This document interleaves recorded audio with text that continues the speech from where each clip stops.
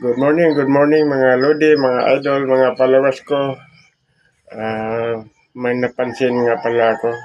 Di ba yung manonood tayo ng mga videos doon sa YouTube, hindi agad-agad lumalabas yung mga ads.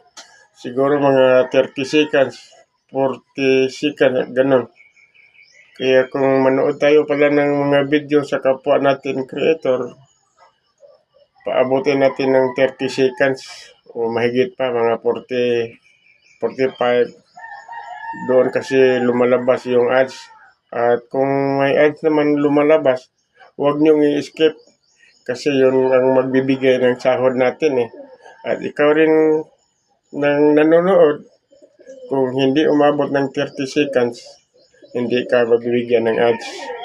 Yun ang hinahanap ni algorithm, na umabot ng 30 seconds ang pagpapanood mo at lumalabas doon ang ads.